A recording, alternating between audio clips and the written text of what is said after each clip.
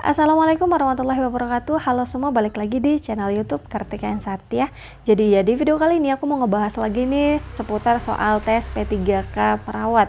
Kenapa? Karena tahun ini kita konsen ke P3K. Untuk pelamar umum di CPNS itu udah nggak ada di tahun ini. Jadi aku akan terus fokus untuk ngebahas tentang soal-soal P3K perawat ataupun P3K tenaga kesehatan. Tapi ya, sebelum lanjut ke videonya, bagi teman-teman yang belum subscribe, silahkan subscribe dulu. Kenapa? Kalau kalian subscribe, aku itu tambah semangat loh buat video.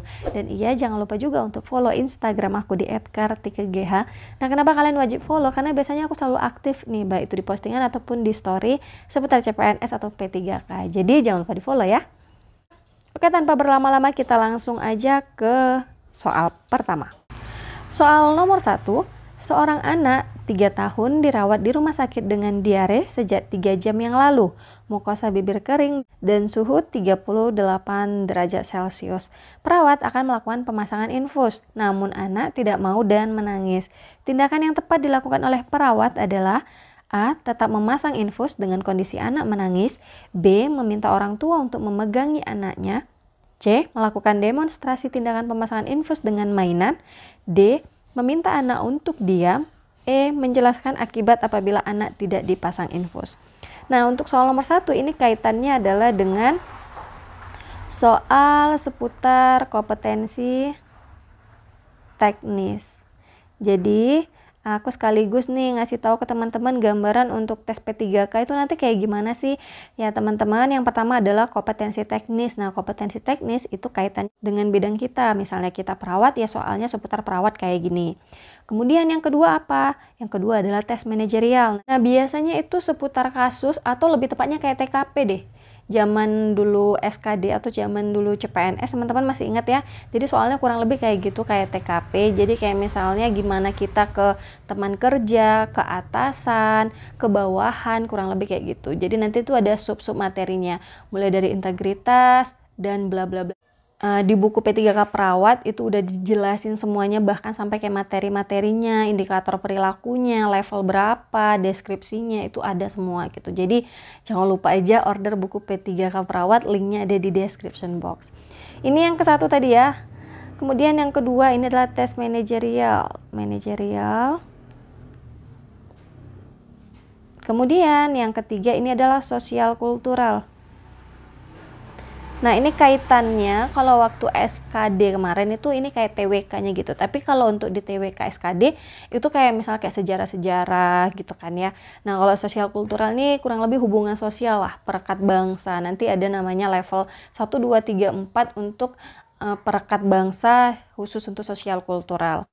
Kemudian yang keempat apa? Yang keempat ini adalah wawancara. Nah, mungkin teman-teman mikirnya, wah ini wawancara jadi gimana ntar tesnya? Apa kita harus ada yang nanya terus kita ngejawab gitu? Enggak ya, jadi wawancaranya itu sistem CAT. Jadi dia sama soalnya kayak kompetensi teknis dan lainnya. Jadi jenisnya multiple choice, teman-teman tinggal pilih aja. Hanya untuk bobot penilaiannya aja nanti beda-beda ya. Untuk kompetensi teknis ini A, B, C, D, E. Kalau benar 1 dia nilainya 5, kalau salah nilainya 0. Kemudian untuk tes manajerial ini pilihannya A, B, C, D saja. Jadi ada 4 multiple choice. Jadi bobotnya dari 1, 2, 3, 4. 4 yang paling tertinggi. Kemudian untuk sosial kultural nih hampir sama nih kayak kompetensi teknis. Pilihannya A, B, C, D, E. Nilai tertingginya adalah 5. Jadi 1, 2, 3, 4, 5. Kemudian untuk wawancara ini sama kayak tes manajerial. Dia ada A, B, C, D, nilai paling tinggi adalah poin 4 kayak gitu ya.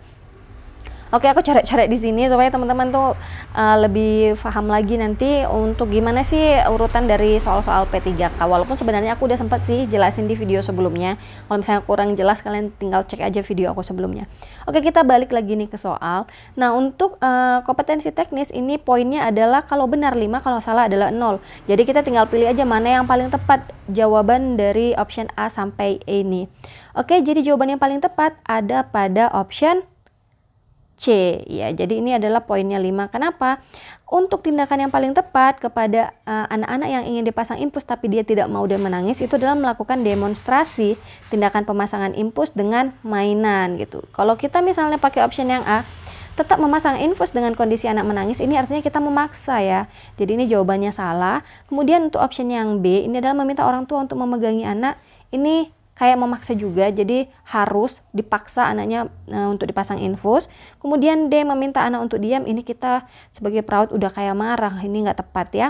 Kemudian yang E, menjelaskan akibat apabila anak tidak dipasang infus, ini masih kurang tepat juga. Jadi yang paling tepat adalah melakukan demonstrasi tindakan pemasangan infus dengan mainan gitu. Jadi dia biar lebih rileks lagi dan nggak takut untuk dipasang infus.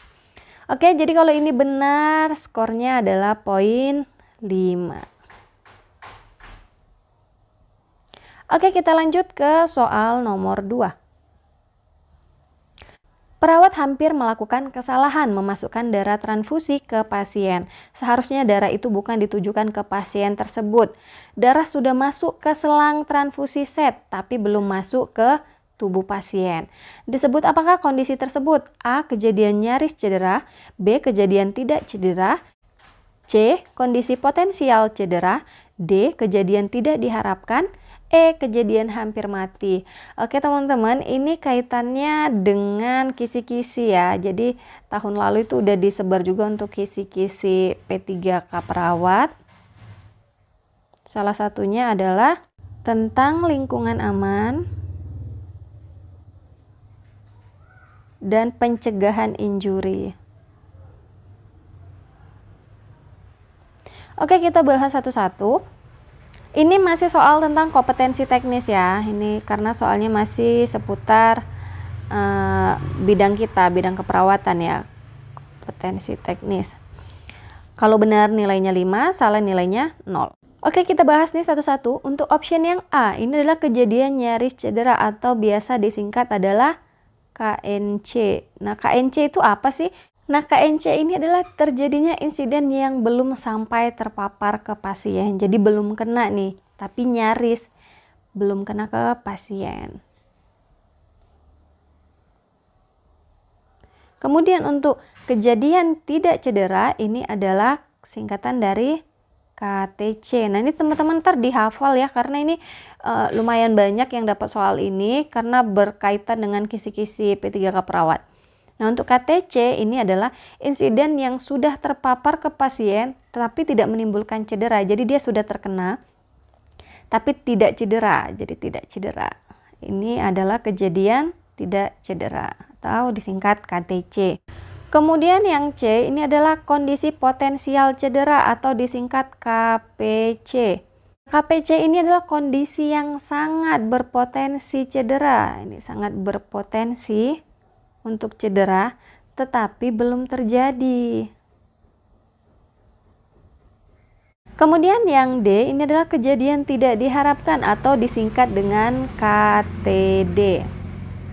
Nah, untuk KTD ini adalah insiden yang mengakibatkan cedera ya pada pasien, mengakibatkan cedera pasien. Kemudian untuk kejadian hampir mati ini tidak ada ya.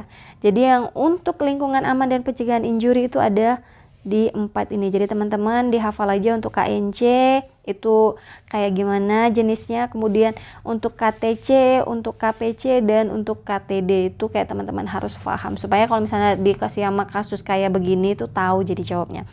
Oke teman-teman, aku mau buatin game nih untuk ke kalian. Jadi soal nomor 2 ini kita akan ngebahasnya di kolom komentar. Nah, kira-kira untuk kasus yang seperti ini itu masuk ke dalam kondisi seperti apa sih? Apakah KNC, apakah KTC, atau KPC, atau KTD? Aku mau kalian tulis jawabannya di kolom komentar beserta alasannya. Jadi nanti kita bisa diskusi bareng di kolom komentar. Oke, kita lanjut ke soal nomor 3. Nah, untuk soal nomor 3 ini adalah soal tes manajerial. Ingat teman-teman, untuk poinnya ada 1, 2, 3, 4. Paling tertinggi adalah 4. Makanya dia optionnya ada A, B, C, D saja, nggak sampai E. Oke, kita langsung ke soalnya. Di puskesmas tempat Anda bekerja, Anda sebagai perawat menemukan tensimeter yang merupakan inventaris puskesmas rusak. Tindakan yang sebaiknya Anda lakukan adalah A. Mendiamkannya saja karena nanti dituduh sebagai pelaku pengerusakan. B. Memberitahu rekan sesama perawat. C. Menyelidiki siapa yang melakukan pengerusakan tersebut. D. Melaporkan ke bagian perlengkapan agar ditindaklanjuti. Oke teman-teman, untuk menjawab soal tes manajerial, kita sebenarnya bukan hanya tanpa landasan atau kita nggak ada kisi-kisi sama sekali. Karena untuk di tes manajerial itu ada 8 ya teman-teman. Dari mulai integritas, kemudian yang kedua itu kerjasama, yang ketiga itu komunikasi, yang keempat orientasi pada hasil, yang kelima pelayanan publik, keenam aku lanjut aja di sini ya. Yang keenam itu adalah pengembangan diri dan orang lain.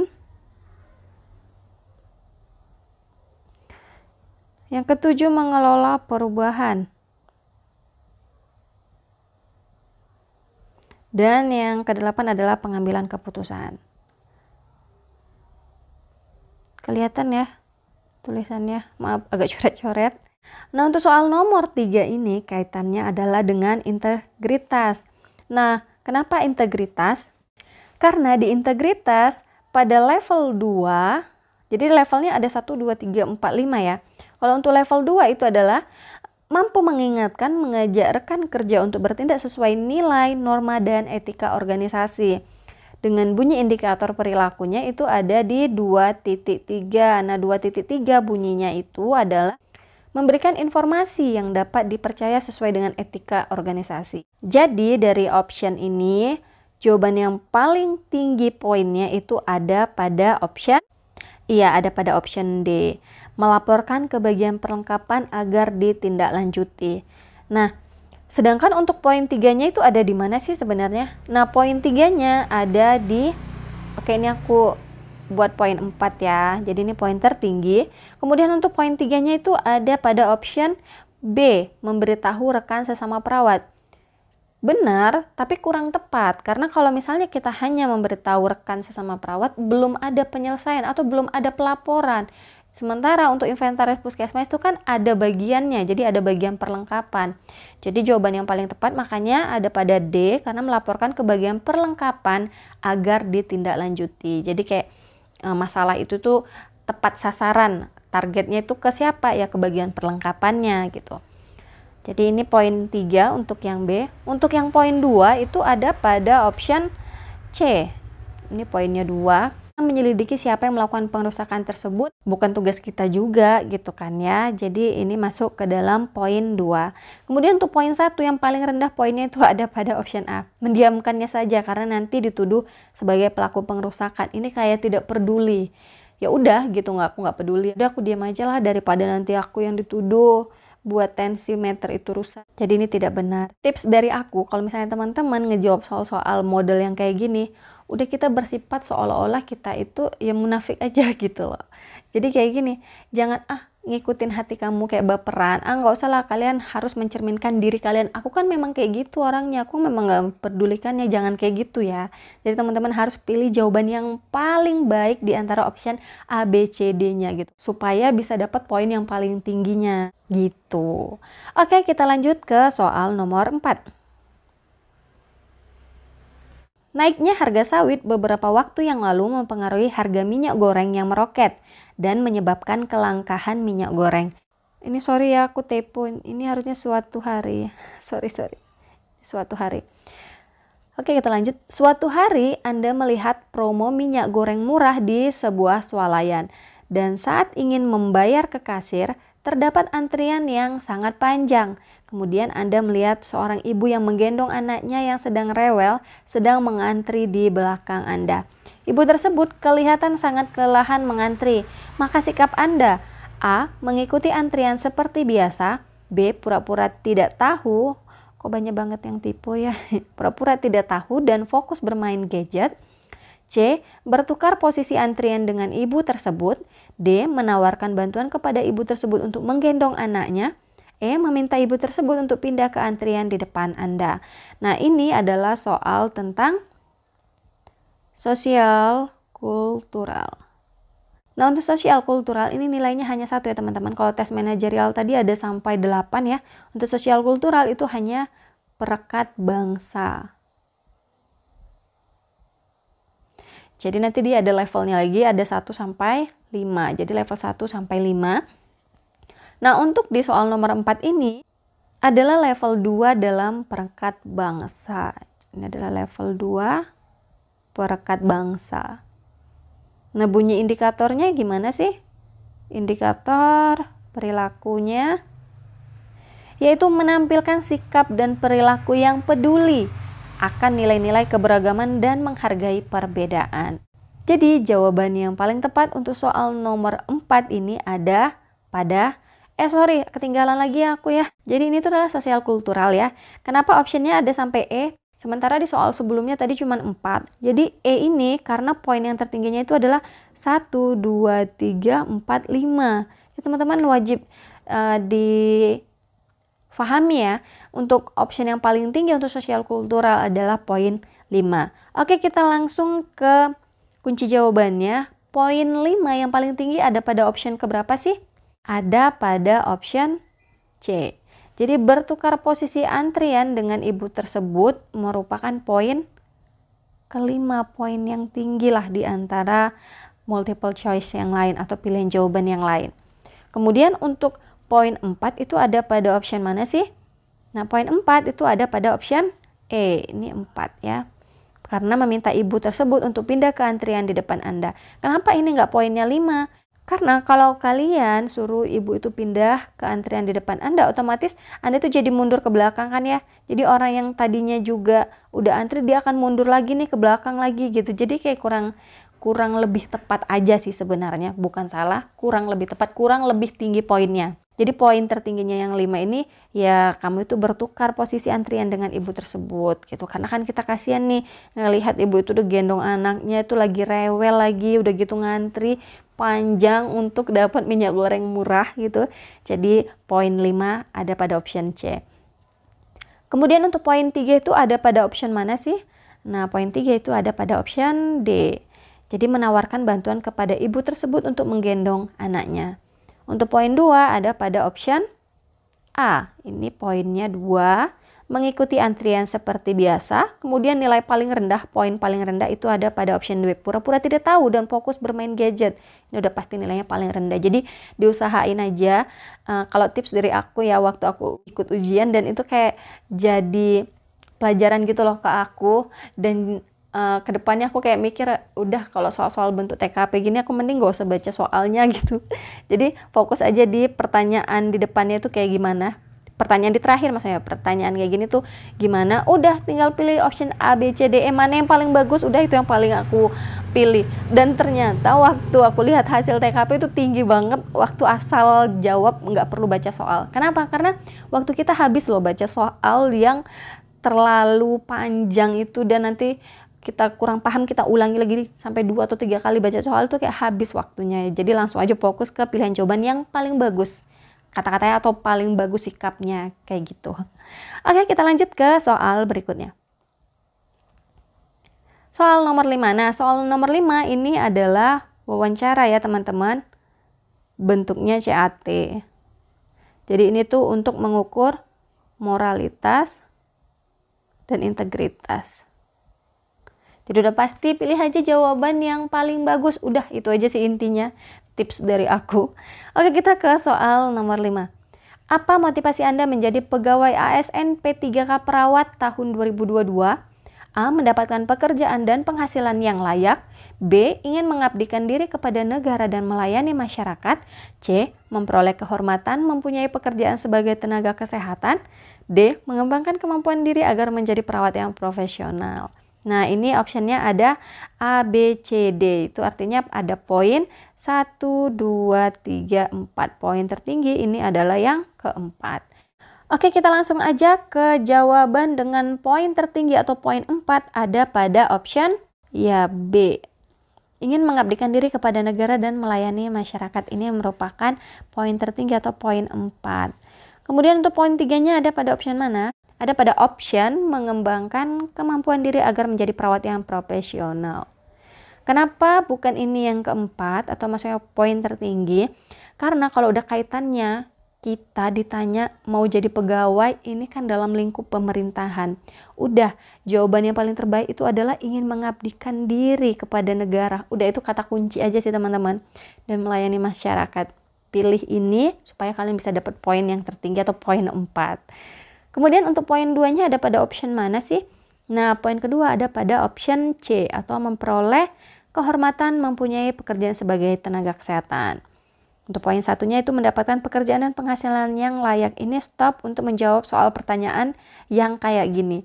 Jadi kalian harus seolah-olah itu kayak yang paling baik gitu lah. Kayak, ya aku mau mengabdikan diri untuk negara dan melayani masyarakat. Itu udah jawaban yang paling terbaik untuk pertanyaan apa sih motivasi Anda untuk menjadi pegawai ASN P3K Perawat. Udah, itu dia teman-teman. Kayaknya itu aja dulu video kali ini, udah kepanjangan kayaknya menitnya. Teman-teman aku minta maaf karena tadi ya masih menjelaskan nih sedikit-sedikit apa itu kompetensi teknis, apa itu tes manajerial, beserta bobot penilaiannya. Dan ini bobot penilaiannya ini udah aku sesuaikan dengan kisi-kisi Permenpan nomor 29 tahun 2021. Jadi yang tahun kemarin untuk jabatan fungsional atau P3K non-guru. Jadi termasuk kita, tenaga kesehatan adalah P3K non-guru. Jadi ini udah sesuai dengan itu. Aku berharap teman-teman tahu nih gimana sih gambaran soalnya, pilihan jawabannya, bobot penilaiannya dari video aku ini. Oke teman-teman, gitu aja dulu video kali ini. Kalau kalian suka sama channel aku, jangan lupa untuk subscribe. Ada tombol merah di bawah, kalian tinggal klik aja. Terus kalian like video ini kalau kalian suka. Dan iya, jangan lupa PR tadi soal nomor 2 dikerjain. Tulis jawaban kamu di kolom komentar. Ntar kita diskusi mana jawaban yang paling tepat ya. Oke, sampai ketemu di video aku selanjutnya. See you next video. Assalamualaikum warahmatullahi wabarakatuh. Dadah.